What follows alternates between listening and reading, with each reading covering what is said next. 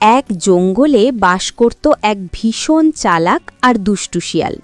সে সব সময় নিরীহ প্রাণীদের বোকা বানানোর সুযোগ খুঁজে বেড়াত।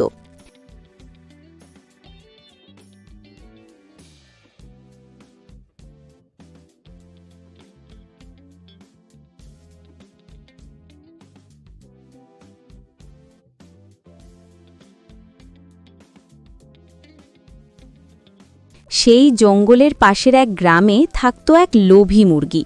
সারাদিন শুধু এদিক ওদিক ঘুরে বেড়ানো আর খাবার খোঁজাই ছিল তার কাজ।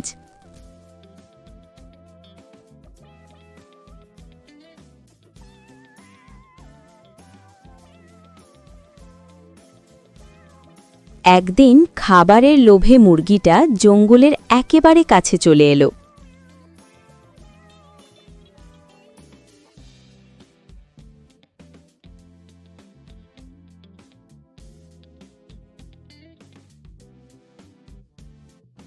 হো হো, আজ তো ভাগ্য আমার দিকে হাসছে।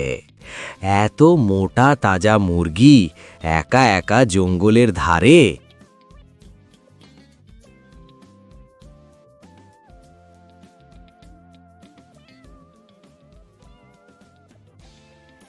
আরে মুরগি ভাই, কেমন আছো?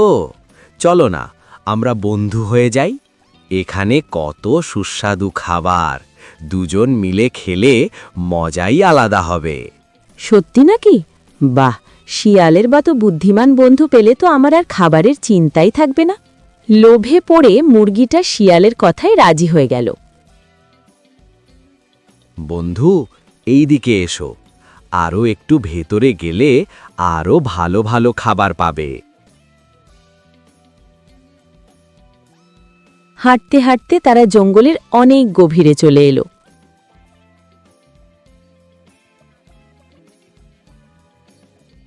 এখানটা একটু ভয়ঙ্কর লাগছে শিয়াল ভাই, আমরা কোথায় এসেছি?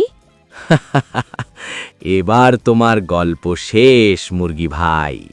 আমি এতক্ষণ শুধু তোমাকে ঠকাচ্ছিলাম, আজ তোমাকেই আমি খাবো। মুরগি ভয় পেল ঠিকই, কিন্তু মাথা ঠান্ডা রাখল। আচ্ছা শিয়াল ভাই, খাও, আমার আপত্তি নেই, কিন্তু খাবার আগে একটা অনুরোধ আছে। অনুরোধ? বলো, শেষ ইচ্ছা পূরণ করতেই পারি।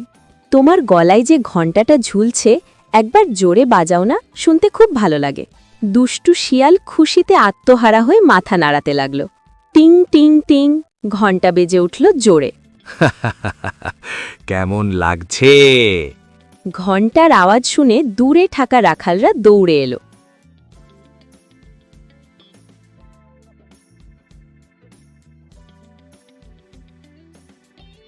এই যে, শিয়াল ধরা পড়েছে।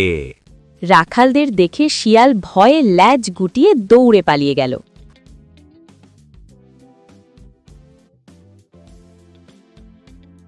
আহা, আজ বুদ্ধি না খাটালে আর বাঁচতাম না। সেদিন থেকে মুরগিটা বুঝে গেল, লোভ আর অন্ধবিশ্বাস খুবই বিপজ্জনক।